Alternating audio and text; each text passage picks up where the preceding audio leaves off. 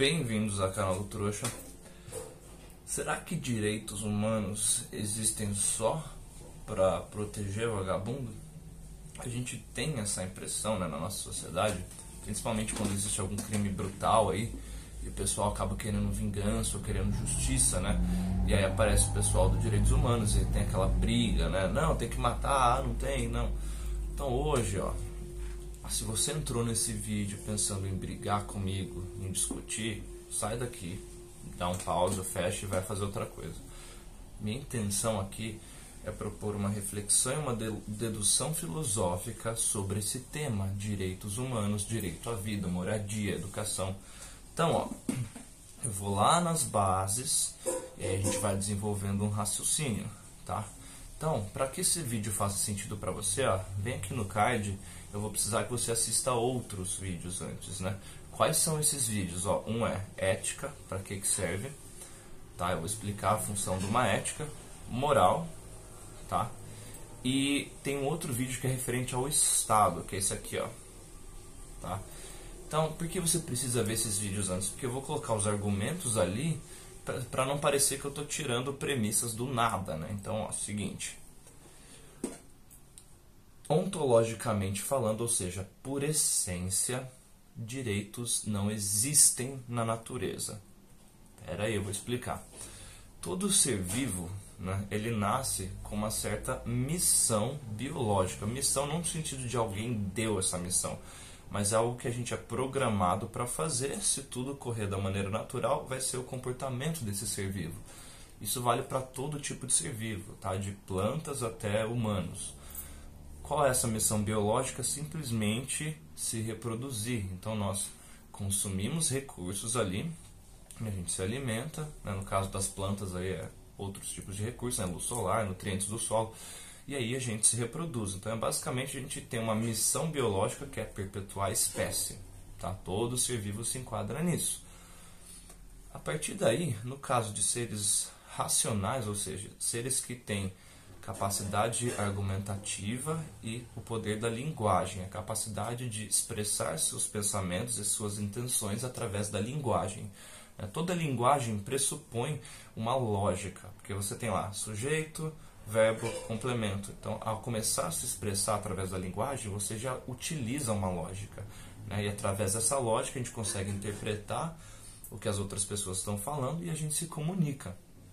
Então, olha que interessante, né? Se um ser vivo ele tem linguagem, a gente já sabe que ele tem um nível de racionalidade, certo? Da onde que entram os direitos aí? A gente tem duas maneiras da gente se relacionar com outros indivíduos dentro de um arranjo social. É a maneira ética e a maneira antiética. A maneira antiética é quando a gente segue o curso da natureza, que é simplesmente a gente resolve conflitos através da iniciação de violência. Então, assim, um conflito é quando mais de um indivíduo quer usar o mesmo recurso escasso, que é aquele recurso que não é infinito, tá? Ao mesmo tempo. Isso gera um conflito. Se todos os recursos que existem no planeta fossem infinitos, né? Por exemplo, o ar ele não é infinito, ele é abundante, tá? Ele pode acabar, mas ele é abundante. Então, por isso que a gente não vê pessoas brigando por causa de ar. Agora, numa região que tem pouca água, por exemplo, por mais que a gente tenha a impressão que a água seja um recurso abundante, numa região onde a água é escassa, que não tenha muita água, a gente pode ter conflitos, porque indivíduos diferentes vão querer um pouquinho daquela água ali, né? Então, o fato de existirem conflitos fez com que a humanidade caminhasse para dois cenários. O cenário que o mais forte domina o mais fraco, isso é o estado natural, ó. O mais forte dominando o mais fraco. Isso é o natural. E aconteceu o seguinte, com o tempo, né, teve a segunda possibilidade, que é através de uma regra ou de uma maneira diplomática ou não violenta ou pacífica para que esse conflito fosse resolvido. Então imagina duas pessoas querendo usar o mesmo recurso escasso. Opa, peraí, em vez da gente sair na porrada que a gente se matar, e se a gente fizer um acordo? Vai um pedaço para você, um pedaço para mim, ou a gente definir que quem chegou primeiro é o que decide, é o dono. Aí a gente começou a ter delimitações de territórios, a gente começou a ter um certo número de arranjos sociais em que eles começavam a interagir. Então, a partir daí, a gente começou a ter esse conceito de regra, de lei. Então, ó, o que você precisa entender? Que na natureza não existe ética, não existe lei. Isso é algo criado por humanos, por indivíduos, para indivíduos. Caso você acredite que foi um Deus ou deuses que criaram a gente, você pode até tentar argumentar que esse Deus colocou essa noção ética dentro da gente. Você só não vai ter como provar isso. Você pode acreditar, você pode até usar as 5 vias do São Tomás de Aquino para provar que talvez o primeiro motor ali foi Deus que criou tudo, mas você não vai conseguir provar qual Deus específico de qual religião, né? Você pode até sentir esse Deus, né? Mas é uma experiência em primeira pessoa, ela é válida apenas para você. Então, nesse vídeo, eu estou descartando aquela coisa que a gente chama de justnaturalismo teológico, que é assim, os direitos vieram de Deus ou deuses. Eu estou simplesmente usando uma dedução filosófica sem entrar no âmbito espiritual ou religioso, tá bom? Que fique claro. Então, se você for argumentar usando argumentos religiosos, já não vai ter a ver com o vídeo que eu estou falando aqui, tá bom? Então, ó, vamos lá. Então, a gente já sabe que toda regra, toda ética foi criada por humanos, para quê? Para evitar a iniciação de violência. Então, a gente já tem uma informação interessante aqui, ó. Se existe alguma lei, alguma regra que ela permite que haja iniciação de violência, essa lei, essa regra é por definição inválida. Olha que coisa interessante, cara. A gente tem muitas leis, muitas regras hoje que elas simplesmente permitem que um grupo de indivíduos explore, ou subjugue, ou controle, ou imponha-se pela força um outro grupo de indivíduos. Isso é uma lei inválida. Se eu fizer uma lei que permita a escravidão, por exemplo, essa lei é sempre errada. Porque a função da lei é evitar conflitos. Então, se eu crio uma lei que cria mais conflitos, eu estou simplesmente burocratizando o estado natural. Lembra o estado natural? A gente agir como uma besta ali, o mais forte dominando o mais fraco? Então não faz sentido, gente. E por que eu estou falando de direito à vida, direitos humanos? Isso é uma coisa que às vezes choca algumas pessoas. Não existe direito à vida. Entendeu? Ontologicamente falando, por essência, tá? Nenhum ser vivo ele tem o direito de estar vivo. Ele simplesmente está vivo. Eu não posso gerar um dever disso, né? Eu nunca posso pegar um fato e desse fato gerar um dever. Eu não estou explicando nada. Ó, esse fato acontece, então ele deve acontecer. Eu não estou justificando, não estou explicando nada, entendeu? É um argumento preguiçoso, né? Você pode pesquisar sobre a guilhotina de Hume, que é um método feito pelo filósofo escocês David Hume, né? Guilhotina de Hume, que é basicamente isso. Você gerar um dever de um fato é sempre falacioso, porque vocês não está derivando nenhuma conclusão lógica, né? Simplesmente falando, tem que ser assim porque é assim. Então, ó, agora eu vou chegar no ponto que as pessoas brigam bastante, né? Não existe ontologicamente nenhum direito, nenhum, zero. Agora, para viver em sociedade, aí sim a gente vai precisar criar alguns deveres e direitos, né? Para que a gente não tenha iniciação de violência a todo momento, em todo conflito, tá? Uma premissa que eu já deixei ali, qualquer direito que inicie agressão contra um indivíduo não agressor, ou seja, que permita a iniciação de violência contra um indivíduo que não está iniciando violência contra ninguém, é inválido. Toda lei que entrar nisso é inválida. Isso eu consigo derivar uma outra conclusão, que não existem direitos positivos. O que é um direito positivo? É um direito que obriga um indivíduo a fornecer esse direito para outro indivíduo. Ó, se eu tiver uma lei que fala que eu sou obrigado a plantar abobrinha e dar abobrinha para o meu vizinho, essa lei é inválida. Ninguém tem a obrigação ontológica de ser bonzinho, de ser ético. A gente tem a escolha, se você quiser viver numa sociedade ética, você vai ter que escolher uma lei e seguir essa lei de acordo com as pessoas que fazem parte desse arranjo social. Então, ó, é um outro ponto que eu falei no vídeo ali do Estado, né? Nenhum arranjo social ético ele pode ser forçado. A primeira premissa, a primeira característica de um arranjo social ético é que ele seja voluntário. Se esse arranjo social forçar indivíduos a participar dele, ele é intrinsecamente, ou seja, por essência, por natureza, antiético. Então, todo tipo de arranjo social, seja uma monarquia, seja uma democracia, seja uma ditadura, seja qualquer um deles, que obrigue indivíduos pacíficos, indivíduos, quando eu falo inocentes, indivíduos não agressores. O cara está lá cuidando da vida dele, não está iniciando agressão com ninguém.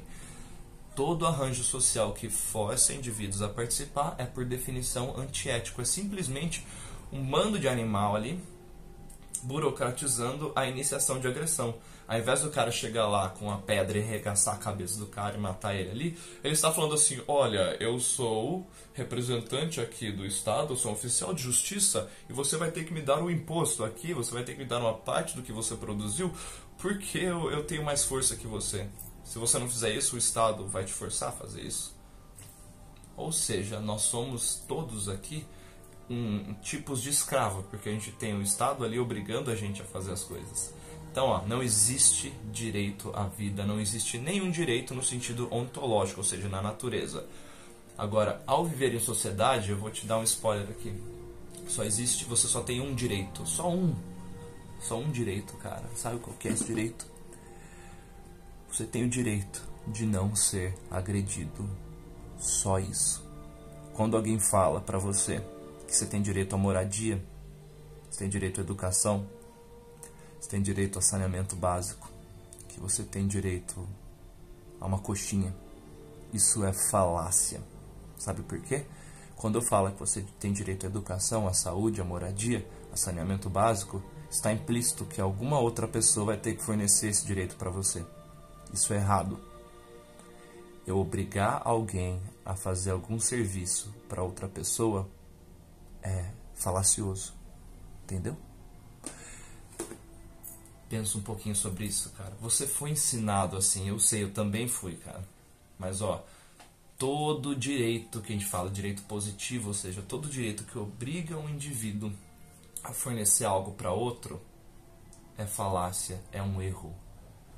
Educação, saneamento, saúde, moradia, segurança, isso são serviços, não direitos. Isso foi enfiado na sua cabeça, sabe por quê? Para que você virasse uma marionete do Estado. Esse é o Red Pill que você precisa entender, cara. Esses serviços que a gente chama de direito, você acha que eles são deveres, né, que você tem ali, direitos, né, desculpa, dever do Estado de fornecer isso, ou dever da população de fornecer isso? Você acha isso simplesmente que foi te ensinado assim, é uma maneira de criar uma codependência ali, né? De deixar uma pessoa que fala: ai, papai Estado, me ajuda, preciso de educação, preciso não sei o quê. Não, isso são serviços, cara. O único direito que você tem dentro de uma sociedade ética é o direito de não ser agredido.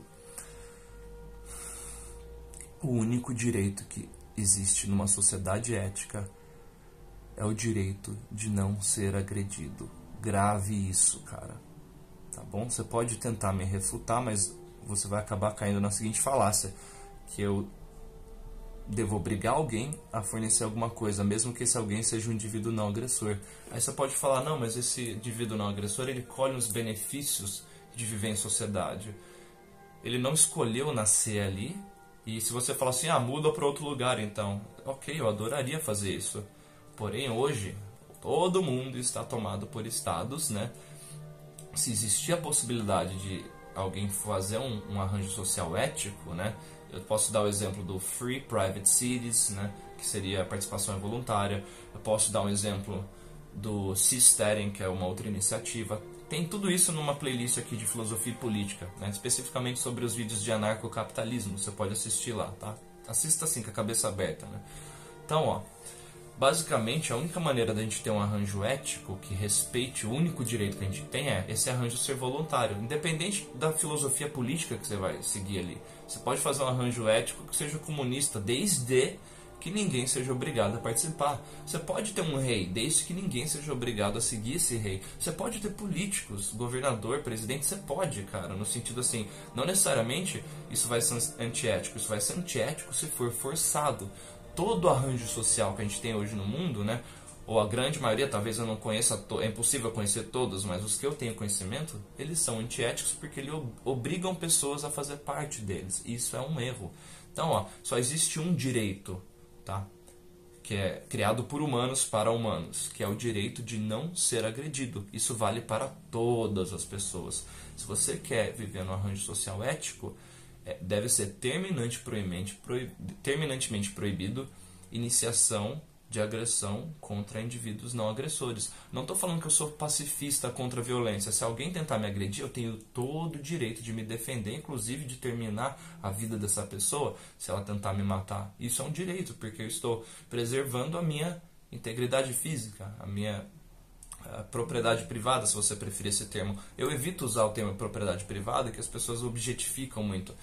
Basicamente, ó, todo indivíduo ele nasce com o monopólio das decisões sobre a própria vida. Isso é uma característica ontológica, né? Por mais que quando você seja criança, você dependa ali dos seus pais e tal, mas essa característica do indivíduo está nele ali, né? Uma hora ela vai ser desenvolvida, tá? Então, você tentar tirar esse monopólio das decisões sobre a própria vida vai fatalmente cair na iniciação de agressão contra um indivíduo não agressor. Isso é terminantemente antiético. Então, o único direito existe, você pode até falar direito humano que existe, né? Se outros indivíduos de outras espécies possuírem a razão, a capacidade argumentativa e a linguagem, eles também vão ter esse direito se eles quiserem viver numa sociedade ética. É o direito de não ser agredido. Todo o resto aí que existe aquela confusão, né, de educação, saneamento, saúde, segurança, isso não são direitos, isso são serviços. E se você pede para o Estado te dar algum direito, você está pedindo para um grupo de agressores agredir outras pessoas para te dar coisas de graça. Não é de graça porque alguém está pagando, né? Então, dorme com essa Red Pill aí, tá? Conversa aqui comigo. Vamos tentar conversar disso, gente, sem virar uma briga, uma treta, né? Eu odeio, cara, essa coisa de direita, esquerda, essas briguinhas aí, que simplesmente são maneiras de você ser uma marionete aí das pessoas que estão ali no poder, tá? Então, ó, vamos conversar numa boa. Se eu falei alguma besteira, mostre pra mim. Ó, você falou besteira, você tá errado. Eu vou adorar aprender com você. Eu não estou sendo irônico. Eu realmente adoro quando vocês gastam um tempo de vocês para conversar comigo, para mostrar algum erro ali. Prova que a proposta desse canal, que é estimular a mente filosófica, tá funcionando, tá? Muito obrigado por ficar comigo até o final do vídeo, tá? Gostou desse vídeo? Ó, dá um like, isso me ajuda. Mostra para os seus amigos, tá? Divulga aí no Facebook, nas suas redes sociais. Se você quiser me apoiar, né, tem os links aqui, ó, qualquer quantia vai me ajudar, tá? É um estímulo para esse canal continuar crescendo. E beijo do trouxa.